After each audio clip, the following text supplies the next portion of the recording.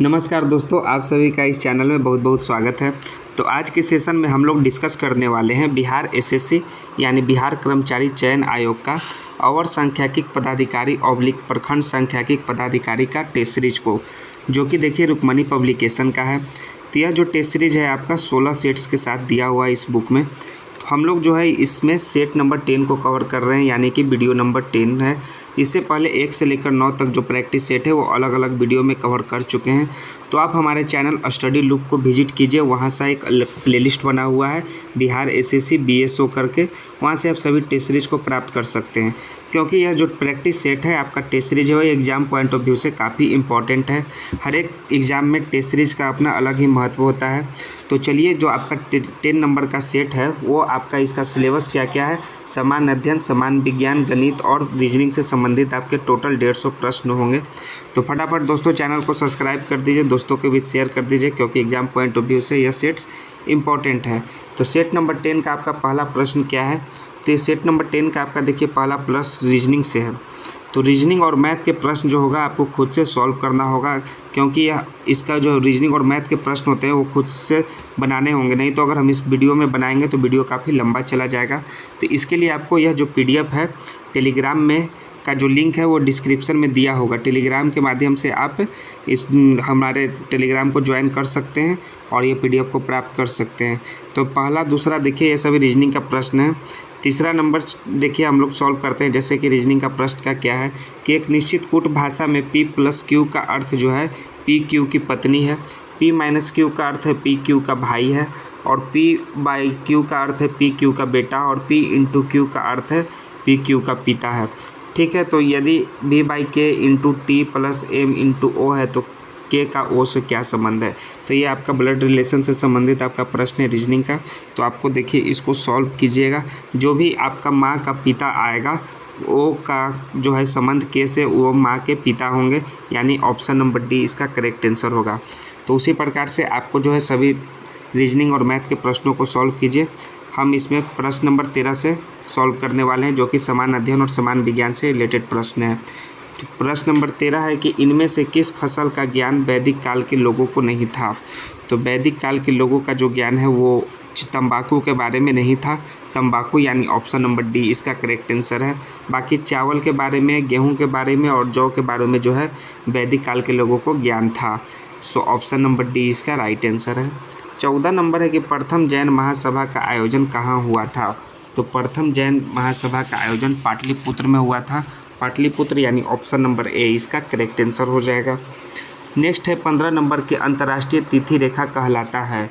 तो अंतर्राष्ट्रीय तिथि रेखा जो है 180 डिग्री देशांतर कहलाता है, यानी कि तो 80 डिग्री देशांतर इसका करेक्ट आंसर हो जाएगा, ऑप्शन नंबर डी। 16 नंबर है कि नदी के अपर्दन कार्य से बनी स्थलाकृति है। तो स्थलाकृति क्या होगा? वो होगा गॉर्ज होगा, जो नदी के अपर्दन कार्य से बनी होती है। सो ऑप्शन नंबर इसका जो आपका हो गया गॉर्ज सी। 17 नंबर का प्रश्न देखिए मैथ से रिलेटेड कि एक विक्रेता ने 1 रुपये में 40 नींबू खरीदे और 25% लाभ प्राप्त करने के लिए उसे 1 रुपये में कितने नींबू बेचने होंगे? तो 25% लाभ प्राप्त करने के लिए उसे दोस्तों 1 रुपये में जो 32 नींबू बेचने होंगे। जिन भी दोस्तों का 32 आंसर आएगा नींबू, उनका यह करेक्ट आंसर हो जाएगा। 18 नंबर है कि कौन सा विशेष प्रावधान जो है भारतीय संविधान में ब्रिटिश संविधान से लिया गया है? तो ब्रिटिश संविधान से लिया गया है संसदीय प्रणाली, यानी ऑप्शन नंबर ए इसका करेक्ट आंसर है 18 नंबर के प्रश्न का। और अमेरिका के संविधान से दोस्तों न्यायिक पूर्वावलोकन, मौलिक अधिकार, न्यायपालिका की स्वतंत्रता, ये सभी जो है अमेरिका के संविधान से लिया गया है। नेक्स्ट है आपका सॉफ्ट करेंसी से क्या तात्पर्य है? सॉफ्ट करेंसी से तात्पर्य यह है कि वह मुद्रा जिसकी आपूर्ति मांग की अपेक्षा अधिक होती है उसे सॉफ्ट करेंसी कहा जाता है, यानी ऑप्शन नंबर बी में देखिए यह कथन आपका दिया हुआ है स्टेटमेंट। सो ऑप्शन बी 19 का राइट आंसर हो जाएगा। 20 नंबर का प्रश्न है कि भारतीय जीवन बीमा निगम, जिसे हम लोग शॉर्ट फॉर्म में LIC के नाम से जानते हैं, तो LIC की स्थापना कब हुई? LIC की स्थापना वर्ष जो है वो 1956 है, यानी कि इसकी स्थापना 1956 में हुआ और इसका जो मुख्यालय है वो मुंबई में स्थित है LIC का। सो ऑप्शन नंबर ए 1956 इसका राइट आंसर हो जाएगा। और कुछ इससे रिलेटेड कुछ और जान लीजिए, जैसे कि आपका भारतीय रिजर्व बैंक, इसका जो है शॉर्ट फॉर्म RBI है। इसकी स्थापना जो है 1 अप्रैल 1935 ईस्वी को हुआ था RBI का। और SBI, जिसे हम लोग फुल फॉर्म में भारतीय स्टेट बैंक कहते हैं, इसका स्थापना 1 जुलाई 1955 ईस्वी को हुआ था। तो चलिए नेक्स्ट है 21वां नंबर का प्रश्न कि महात्मा गांधी और उनकी विचारधारा से प्रभावित होने वाला पहला जनजातीय नेता था। तो महात्मा गांधी और उनकी विचारधारा से प्रभावित होने वाले पहले जनजातीय नेता का नाम है जदो नांग। जदो नांग जो है एक मणिपुर के एक राजनीतिक और आध्यात्मिक नेता थे और रोंगमई नागा समुदाय से थे। तो यानी ऑप्शन नंबर ए इसका जदो नांग राइट आंसर है। 22 नंबर है कि 44वें संविधान संशोधन जो 1978 में हुआ, उसमें भारतीय संविधान के किस अनुच्छेद को प्रभावित किया। तो 44वें संशोधन ने जो है भारतीय संविधान के 300A अनुच्छेद को प्रभावित किया, यानी ऑप्शन नंबर डी इसका करेक्ट आंसर हो जाएगा आपका 22 नंबर का। 23 नंबर है कि पूर्ण स्वराज की प्राप्ति की घोषणा भारतीय राष्ट्रीय कांग्रेस ने कब की। तो 1929 ईस्वी में जो है पूर्ण स्वतंत्रता का प्रस्ताव पारित किया गया, यानी कि ऑप्शन नंबर सी इसका करेक्ट आंसर हो जाएगा 1929 ईस्वी, जो कि आपका लाहौर के कांग्रेस के अधिवेशन में हुआ था। और यह किसने किया था प्रस्ताव पारित? यह पंडित जवाहरलाल नेहरू के अध्यक्षता में हुआ था। सो ऑप्शन सी 1929 इसका राइट आंसर है। 24 नंबर का प्रश्न है कि गौरीचा नृत्य किस राज्य से संबंधित है। तो गौरीचा नृत्य का संबंध दोस्तों महाराष्ट्र राज्य से है, महाराष्ट्र, यानी कि ऑप्शन नंबर सी इसका करेक्ट आंसर हो जाएगा। नेक्स्ट है आपका धन्वंतरी पुरस्कार किस क्षेत्र में प्रदान किया जाता है। तो धन्वंतरी पुरस्कार जो है चिकित्सा के क्षेत्र में प्रदान किया जाता है, मेडिकल क्षेत्र में, यानी ऑप्शन नंबर बी इसका करेक्ट आंसर हो जाएगा। नेक्स्ट है आपका 25 के बाद 26 नंबर का प्रश्न कि पाकिस्तान की सबसे लंबी नदी कौन सी है। तो पाकिस्तान की सबसे लंबी नदी का नाम है सिंधु नदी। सो सिंधु नदी यानी ऑप्शन नंबर सी इसका करेक्ट आंसर है। और सिंधु नदी का जो उद्गम है वो तिब्बत में कैलाश पर्वत श्रेणी के बोखरचू के निकट एक हिमनद से होता है। और भारत में सिंधु नदी की लंबाई जो है 1114 किलोमीटर है और इसका कुल लंबाई जो है 2880 किलोमीटर है। नेक्स्ट है आपका 27 नंबर का प्रश्न कि राष्ट्रीय ग्रामीण स्वास्थ्य मिशन को आरंभ किस वर्ष किया गया था। तो इस मिशन का आरंभ जो है 2005 में किया गया था 12 अप्रैल को, यानी कि 2005 ऑप्शन में नंबर आपका एक करेक्ट आंसर होगा। 28 नंबर है कि भारत का राष्ट्रपति होने के लिए न्यूनतम उम्र क्या है।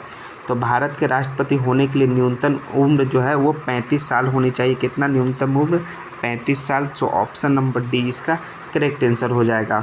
और कुछ और भी जो है आपका राष्ट्रपति होने के लिए ज़रूरी है, जैसे कि वह भारत का नागरिक हो, वह किसी लाभ के पद पर न हो और वह लोकसभा का सदस्य निर्वाचित होने की योग्यता रखता हो। और जान लीजिए कि संविधान के जो अनुच्छेद 52 हैं इसके अंतर्गत जो है राष्ट्रपति पद का सृजन किया गया है, यानी कि ऑप्शन नंबर डी 35 साल इसका करेक्ट आंसर है। 29 नंबर का प्रश्न आपका रीजनिंग से संबंधित प्रश्न है, तो इसको आप वीडियो को पॉज करके सॉल्व कीजिए या फिर आप PDF के सहायता से इसे आराम से सॉल्व कर सकते हैं। नेक्स्ट है 30 नंबर का प्रश्न कि शेर खां के पिता हसन खां कहाँ के जागीरदार थे। तो हसन खां जो थे सासाराम के जागीरदार थे, जो कि शेर खां के पिता थे, यानी ऑप्शन नंबर इसका सी करेक्ट आंसर हो जाएगा सासाराम। 31 नंबर है कि अरावली और विंध्य पर्वतमाला के बीच कौन सा पठार है। तो अरावली और विंध्य पर्वतमाला के बीच जो है मालवा का पठार है, मालवा, यानी कि ऑप्शन नंबर ए इसका करेक्ट आंसर होगा। 32 है कि किस काल में बिहार पर दिल्ली सल्तनत के सुल्तानों का निर्णायक वर्चस्व स्थापित हुआ। तो हुआ था तुगलक काल में दिल्ली पर जो है बिहार पर जो है दिल्ली सल्तनत के सुल्तानों का निर्णायक वर्चस्व स्थापित हुआ। सो ऑप्शन नंबर सी इसका करेक्ट आंसर है। किदम्बी श्रीकांत किसके लिए प्रसिद्ध हैं। तो किदम्बी श्रीकांत जो है बैडमिंटन खेल के लिए प्रसिद्ध हैं। सो ऑप्शन नंबर सी इसका करेक्ट आंसर हो जाएगा। और किदम्बी श्रीकांत को जो है 2018 में पद्मश्री पुरस्कार से सम्मानित किया गया और इनको जो है वर्ष 2015 में अर्जुन पुरस्कार से सम्मानित किया गया था किदम्बी श्रीकांत को। सो ऑप्शन नंबर सी इसका बैडमिंटन राइट आंसर होगा। थाई पूसम त्यौहार निम्नलिखित में से किस समुदायों में मनाया जाता है। तो थाई पूसम त्यौहार जो है तमिल समुदाय में मनाया जाता है। सो तमिल यानी ऑप्शन नंबर बी इसका करेक्ट आंसर हो जाएगा तमिल। थाई पूसम भगवान जो है मुरुगन, जिन्हें कार्तिकेय भी कहा जाता है, उनका दानवों पर विजय के उपलक्ष्य में जो है तमिल हिंदुओं द्वारा यह मनाया जाने वाला पर्व है Thaipusam. So option B इसका 34 का करेक्ट आंसर है। 35 नंबर है कि भारत के राष्ट्रपति बनने से पहले निम्नलिखित में से किसे जो है भारत रत्न पुरस्कार से सम्मानित किया गया था। तो उनका नाम है दोस्तों S Radhakrishnan, doctor APJ Abdul Kalam और डॉक्टर जाकिर हुसैन। ये सभी जो हैं इनको भारत के राष्ट्रपति बनने से पहले भारत रत्न के उपाधि से सम्मानित किया गया था। यानी ऑप्शन डी सभी विकल्प सही हैं, करेक्ट आंसर हो जाएगा। 36 नंबर है कि श्रीलंका में गृह युद्ध कब समाप्त हुआ। तो श्रीलंका में गृह युद्ध जो है 2009 में समाप्त हुआ था। यानी ऑप्शन नंबर ए इसका करेक्ट आंसर हो जाएगा। यह जो है गृह युद्ध जो है श्रीलंका के द्वीपकल्पीय देशों में जुलाई 1983 से लेकर मई जो है 2009 तक चला था। सो ऑप्शन ए इसका करेक्ट आंसर है। 37 नंबर है कि निम्नलिखित में से कौन सी अर्थव्यवस्था के असंगठित क्षेत्र की विशेषता नहीं है। तो असंगठित क्षेत्र की विशेषता इनमें से यह है कि यह रोजगार सुरक्षित होता है, यह विशेषता नहीं है। सो ऑप्शन नंबर बी इसका करेक्ट आंसर हो जाएगा। 38 है कि बिहार में प्रारंभिक तुर्क गतिविधियों के संदर्भ में महत्वपूर्ण जानकारियों के प्रमुख स्रोत क्या हैं। तो प्रमुख स्रोत हैं इसमें दोस्तों तबकाते नासरी, जो कि प्रारंभिक तुर्क गतिविधियों के संदर्भ में महत्वपूर्ण जानकारी के स्रोत है। यानी ऑप्शन नंबर ए 38 का राइट आंसर होगा। 39 है कि भारतीय संविधान के किस अनुच्छेद में कहा गया है कि भारत के किसी भी नागरिक के साथ धर्म, नस्ल, जाति, लिंग या जन्म स्थान के आधार पर भेदभाव नहीं किया जाएगा। तो यह जो है अनुच्छेद 15 में कहा गया है। यानी ऑप्शन नंबर इसका एक करेक्ट आंसर हो जाएगा, अनुच्छेद 15। और अनुच्छेद 21 जो है आपका प्राण एवं दैहिक स्वतंत्रता का संरक्षण के अनुसार किसी भी व्यक्ति को विधि द्वारा स्थापित प्रक्रिया के अतिरिक्त उसके जीवन या व्यक्तित्व स्वतंत्रता के अधिकार से वंचित नहीं किया जा सकता है। यह अनुच्छेद 21 में जो है उल्लिखित है। सो ऑप्शन नंबर आपका अनुच्छेद 15 जो है इसका राइट आंसर हो जाएगा, जो है धर्म, जाति, नस्ल, लिंग या जन्म स्थान के आधार पर भेदभाव नहीं कर सकते हैं। तो 40 नंबर का प्रश्न देखिए, इसमें मैथ का प्रश्न दिया हुआ है कि अनुपात कौन सा इसमें सबसे छोटा है। तो सबसे छोटा अनुपात जो है आपका 10:36 है। यानी ऑप्शन नंबर ए इसका करेक्ट आंसर हो जाएगा 40 नंबर का।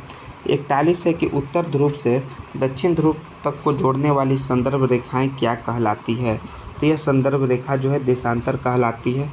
यानी ऑप्शन नंबर बी इसका करेक्ट आंसर है 41 का।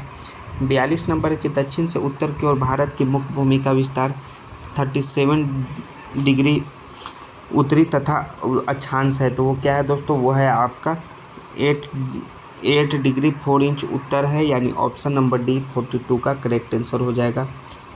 नेक्स्ट है 43 है कि निम्न में से किस अनुच्छेद के तहत भारत में कहीं भी सैन्य शासन को लागू किया जा सकता है।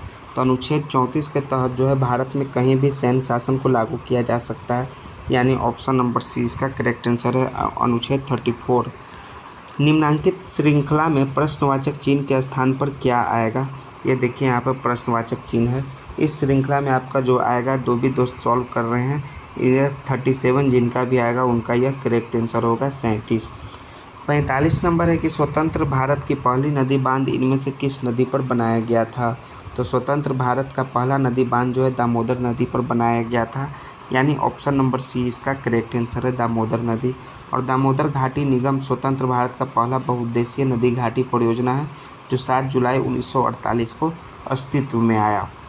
नेक्स्ट है राजस्थान के माउंट आबू का जो है दिलवाड़ा मंदिर किसके लिए समर्पित है। तो राजस्थान के माउंट आबू का दिलवाड़ा मंदिर जो है जैन तीर्थंकर के लिए समर्पित है। तो जैन तीर्थंकर यानी ऑप्शन नंबर ए इसका करेक्ट आंसर हो जाएगा। दिलवाड़ा का जो जैन मंदिर है वो बिमल शाह द्वारा बनाए गए थे। किनके द्वारा? बिमल शाह के द्वारा।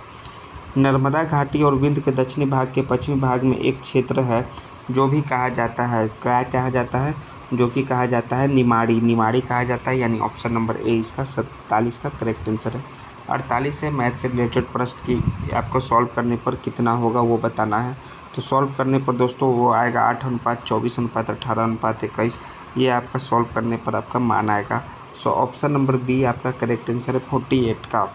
नेक्स्ट है 49 की हाल ही में किसके द्वारा लिखित लाल बहादुर शास्त्री के जीवन पर आधारित पुस्तक द ग्रेट कॉन्सिलिएटर का विमोचन किया गया। तो यह जो है आपका संजीव चोपड़ा के द्वारा ये लिखा हुआ पुस्तक है, जो कि लाल बहादुर शास्त्री के जीवन पर आधारित है। यानी ऑप्शन नंबर डी इसका संजीव चोपड़ा करेक्ट आंसर हो जाएगा। 50वां है कि निम्नलिखित में से कौन सा कथन असत्य है, यानी कि कौन सा स्टेटमेंट आपका फॉल्स है वो बताना है। तो फॉल्स स्टेटमेंट पहला है कि पंचवर्षीय योजनाओं के लक्ष्य जो है समृद्धि, आधुनिकीकरण, आत्मनिर्भरता तथा समानता थे। तो ये आपका स्टेटमेंट तो ट्रू है। सीमित संसाधनों के कारण प्रत्येक योजना में पृथक लक्ष्यों का निर्धारण किया गया, ये भी स्टेटमेंट ट्रू है। तो ना ही एक गलत है ना ही दो गलत है। सो ऑप्शन नंबर डी इसका करेक्ट आंसर है आपका 50 नंबर के प्रश्न का। 51 है कि सूची 1 को सूची 2 से सुमेलित करना है। तो एक है थट्टेकड़ पक्षी अभ्यारण्य। तो थट्टेकड़ पक्षी अभ्यारण्य कहाँ है? वो है आपका केरल में है। दूसरा है कि मंगला जोड़ी पक्षी अभ्यारण्य। तो मंगला जोड़ी पक्षी अभ्यारण्य वो उड़ीसा में है। तीसरा है सलीम अली पक्षी अभ्यारण्य, यह गोवा में है। और लास्ट आपका चौथा है कि रंगनाथिट्टू पक्षी अभ्यारण्य वो कर्नाटक में है, यानी कि 2143। तो 2143 आपका ऑप्शन नंबर ए में दिया हुआ है। सो ऑप्शन ए इसका 51 का करेक्ट आंसर होगा। 52 क्या है कि निम्नलिखित में से कौन सा कथन जो है सत्य है, यानी कि ट्रू स्टेटमेंट है। तो ट्रू स्टेटमेंट 2 एक अभाज्य संख्या है। तो 2 एक अभाज्य संख्या सही है। और दूसरा है आपका कि 4 एक संयुक्त संख्या, ये भी स्टेटमेंट ट्रू है, यानी 1 तथा 2 दोनों कथन सत्य होंगे, ट्रू स्टेटमेंट होंगे। सो 52 का सी इसका राइट आंसर है। 53 आपका मैथ से संबंधित प्रश्न ये है। 54 आपको खुद से बनाना है। 55 भी आपको खुद से बनाना है। 56 भी बनाना है। 57 आपको जो भी आपका मैथ से संबंधित प्रश्न आपको दिखते हैं वो आपको खुद से सॉल्व करने होंगे, क्योंकि इसको अगर हम सॉल्व करेंगे तो वीडियो काफ़ी लंबा चला जाएगा। आप जो है इसका PDF टेलीग्राम में का लिंक जो है दिया हुआ है डिस्क्रिप्शन में, वहाँ टेलीग्राम ज्वाइन कीजिए और वहाँ से PDF को आप प्राप्त कर सकते हैं। 62 है कि एंटीबायोटिक दवा का जो शब्द है वो किसने दिया? एंटीबायोटिक शब्द। तो एंटीबायोटिक शब्द जो है आपका बताना है, ये चारों आपके आविष्कारक हैं, साइंटिस्ट हैं। ये शब्द जो दिए हैं वो दिए हैं वॉक्समैन ने, यानी 62 का आपका एक करेक्ट आंसर होगा। नेक्स्ट है 63 है आपका जो है आपका यह बताना है कि ये रीजनिंग के प्रश्न है। कैसे कुल कितने प्रतीक हैं जिनके ठीक पहले एक अक्षर है और ठीक बाद एक संख्या है? तो ये टोटल जो है एक अक्षर है, यानी ऑप्शन नंबर बी इसका करेक्ट आंसर होगा। एक वो भी आपका यहाँ पे है, कौन सा वो है आपका? ये है आपका, ये है ठीक पहले जो है, ठीक पहले एक अक्षर है और ठीक बाद जो है एक संख्या है। लिंग गुणसूत्र एक्स एवं वाई की खोज किसने की थी? तो एक्स और वाई की खोज जो है स्टीवेंस एवं विल्सन ने किया था। सो ऑप्शन नंबर ए इसका 64 का करेक्ट आंसर है। 65 है कि निम्न में से कौन सा घोड़ा का प्रमुख नस्ल है? तो घोड़ा का प्रमुख नस्ल का नाम है भूटानी। सो भूटानी यानी ऑप्शन नंबर डी इसका करेक्ट आंसर हो जाएगा। 66 है कि पशु एवं रोग में कौन सुमेलित नहीं है? तो पशु एवं रोग में जो है होमोफिलिया जो है अनुवांशिक रोग, ये सही सुमेलित है। मांसपेशियों में संकुचन जो है ऑक्सीटोसिन के द्वारा, ये भी सही है। मिल्क फीवर जो है CA की कैल्शियम की अधिकता के कारण, यह जो है सही सुमेलित नहीं है। मिल्क फीवर जो है दुधारू पशुओं में कैल्शियम की कमी के कारण होता है। सो ऑप्शन नंबर सी इसका करेक्ट आंसर हो जाएगा। निम्न में से किस प्रति अम्ल के संगठक के रूप में प्रयोग किया जाता है? किसका प्रयोग करते हैं? तो प्रति अम्ल के संगठक के रूप में हम लोग दोस्तों सोडियम हाइड्रोजन कार्बोनेट का उपयोग करते हैं, यानी ऑप्शन नंबर सी 67 का राइट आंसर है। 68 है कि उस वर्णक का नाम बताइए जिसकी वजह से पौधों का रंग हरा होता है। तो पौधों का रंग जो हरा होता है वो क्लोरोफिल के कारण होता है, यानी ऑप्शन बी 68 का करेक्ट आंसर है।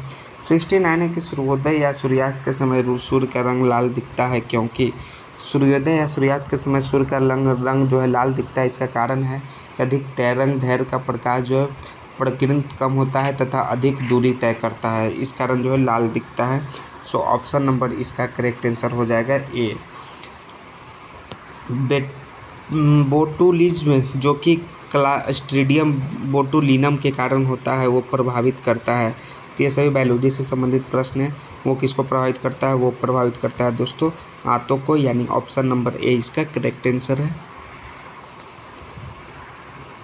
71 नंबर है कि जल जनित बीमारी निम्न में से कौन सी है? तो जल जनित बीमारी इनमें से कॉलरा है, बाकी TB खसरा है, मलेरिया जल जनित बीमारी नहीं है, यानी ऑप्शन ए इसका करेक्ट आंसर होगा। 72 है कि एक परितंत्र में ऊर्जा का प्रवाह सदैव कैसा होता है? कि एक परितंत्र में ऊर्जा का सदैव जो है एक दिशा होता है, एक दिशा में होता है, यानी ऑप्शन ए इसका करेक्ट आंसर है 72 का। 73 है कि प्रकाश संश्लेषण में पर्णहरित की भूमिका है। तो प्रकाश संश्लेषण में पर्णहरित की भूमिका प्रकाश के अवशोषण में है, यानी कि ऑप्शन नंबर इसका करेक्ट आंसर हो जाएगा बी। 74 है कि प्याजों के छिलके उतारने पर आंसू आते हैं क्योंकि प्याज निष्कासित करते हैं। तो प्याज क्या निकालते हैं? प्याज जो है ये निष्कासित करते हैं आपका सल्फेनिक अम्ल, यानी ऑप्शन नंबर इसका करेक्ट आंसर हो जाएगा ऑप्शन नंबर बी, सल्फेनिक अम्ल।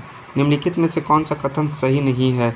तो कौन सा कथन सही नहीं, यानी कौन सा स्टेटमेंट जो है फॉल्स है कि इथेनॉल पानी में घुलता नहीं है, ये आपका कथन सही नहीं है, इथेनॉल पानी में घुलता है, यानी ऑप्शन नंबर डी इसका करेक्ट आंसर हो जाएगा। 76 से जो है आपका ये सभी आपको मैथ के प्रश्न और रीजनिंग के प्रश्न जो है आपको बनाने होंगे। आपको 85, 88, 89 तक जो है आपके सभी जो है वीडियो को पॉज करके आप सभी को बनाइए। आपको जो है अब हम लोग देखते हैं 97 नंबर के प्रश्न से। तो 97 है कि विकास केंद्र उपागम किस योजना के अंतर्गत अपनाया गया था? तो विकास केंद्र उपागम जो है अपनाया गया था पंचवर्षीय योजना के अंतर्गत, यानी कि ऑप्शन डी इसका करेक्ट आंसर है। 98 एक निम्नलिखित में से कौन सा पर्वतीय दर्रा भारत, चीन और म्यांमार की त्रिसंधि का निर्माण करता है? तो त्रिसंधि का निर्माण जो है दीफू पर्वतीय दर्रा करता है, तो दीफू यानी ऑप्शन नंबर ए इसका करेक्ट आंसर है। 99 है कि भारत के संविधान के किस भाग में पंचायतों के लिए प्रावधान किया गया है? तो भाग 9 में जो है पंचायतों के लिए प्रावधान किया गया है, यानी ऑप्शन नंबर ए इसका करेक्ट आंसर है 99 का। 100 है आपका कि वेटिंग फॉर द महात्मा शीर्षक पुस्तक के लेखक का नाम क्या है? वेटिंग फॉर द महात्मा शीर्षक इस पुस्तक के लेखक का नाम है आर के नारायण, यानी ऑप्शन नंबर सी इसका करेक्ट आंसर होगा दोस्तों, आर के नारायण। 100 के बाद 101 है कि वक्फ संशोधन विधेयक 2025 का नाम बदलकर क्या रख दिया गया है? तो इसका नाम बदलकर रखा गया है दोस्तों उम्मीद, यानी कि unified Waqf management empowerment efficiency and development act, यानी कि उम्मीद इसका करेक्ट आंसर है ए 101 का। 102 है कि हॉर्स अक्षांश भूमध्य रेखा के उत्तर और दक्षिण ध्रुव में लगभग किस डिग्री पर स्थित है? तो यह जो है लगभग 30 से 35 डिग्री अक्षांश पर स्थित है, यानी ऑप्शन सी इसका करेक्ट आंसर है। 103 है कि ओमान की खाड़ी और लाल सागर निम्न महासागर का हिस्सा है। तो ओमान की खाड़ी और लाल महासागर जो है, लाल सागर, वो हिंद महासागर का हिस्सा है, सो ऑप्शन ए इसका करेक्ट आंसर है हिंद महासागर। ग्राम सभा एक गांव के सभी लोगों की आम सभा है जिसमें जो है किस वर्ष की आयु प्राप्त कर ली हो? जिसमें जो है 18 वर्ष की आयु प्राप्त कर ली हो, यानी ऑप्शन नंबर बी इसका करेक्ट आंसर है आपका 104 नंबर के प्रश्न का। बाकी देखिए 105 से आपको जो है खुद से मैथ और रीजनिंग के प्रश्नों को सॉल्व करना है। 105, 6, 7, 8 आपका जो है यहाँ कहाँ तक प्रश्नों को सॉल्व करना है? आपको जो है 120 नंबर तक के प्रश्नों को सॉल्व करना है। 121 नंबर से देखिए क्या है, उस वस्तु को क्या कहा जाता है जिसके मध्य से ध्वनि प्रेषित की जाती है? तो जिसके मध्य से जो है ध्वनि प्रेषित की जाती है उसे कहा जाता है दोस्तों पदार्थ, यानी उसको कहा जाता है माध्यम, यानी ऑप्शन नंबर डी इसका करेक्ट आंसर है, ऑप्शन नंबर डी होगा आपका 122 का ऑप्शन ए होगा, ऑप्शन डी जो है 121 का है। 122 है कि N2 + O2 के NO के लिए क्या होगा? N2 + O2 के लिए जो है दोस्तों Kc = Kf होगा, यानी ऑप्शन नंबर ए इसका करेक्ट आंसर है। निम्न में से कौन सा जोड़ा सुमेलित नहीं है? जो सुमेलित जोड़ा नहीं है उसका नाम है आपका सिफिलिस सुजाक जो है ट्राइचूरिया के कारण होता है, यानी ऑप्शन नंबर सी इसका करेक्ट आंसर है आपका 123 नंबर के प्रश्न का। 124 है कि निम्नलिखित में से कौन सा कथन द्रव्यमान के संबंध में गलत है? तो द्रव्यमान के संबंध में गलत कथन का नाम है कि द्रव्यमान जो है ताप, दाब या किसी स्थान पर वस्तु की स्थिति पर निर्भर करता है, यह आपका स्टेटमेंट गलत है, यानी ऑप्शन नंबर इसका डी करेक्ट आंसर है 124 नंबर का। 125 है कि मक्खी में परिक्षेपण प्रावस्था तप जो है तथा परिक्षेपण माध्यम क्रमशः क्या है?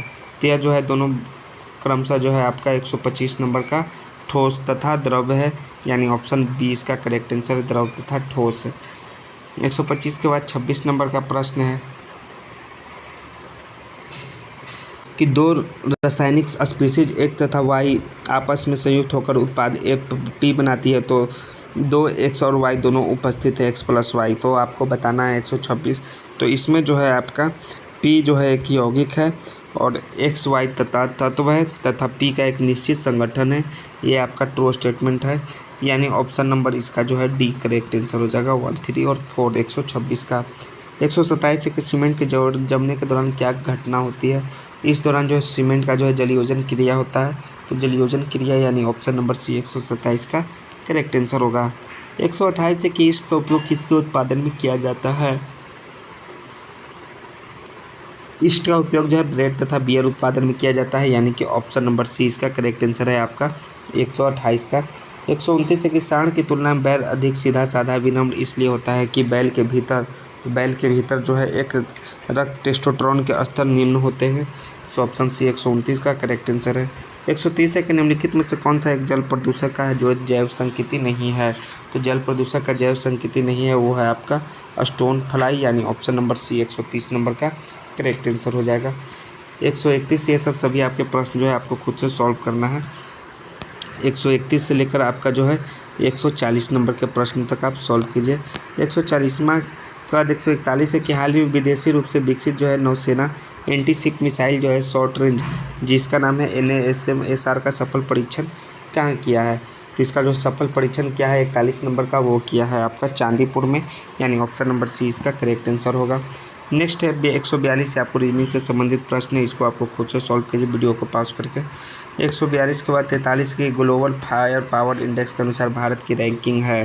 तो फायर पावर इंडेक्स के अनुसार जो होगा भारत की रैंकिंग होगा वो होगा आपका 4th रैंक होगा, यानी ऑप्शन ए इसका करेक्ट आंसर है।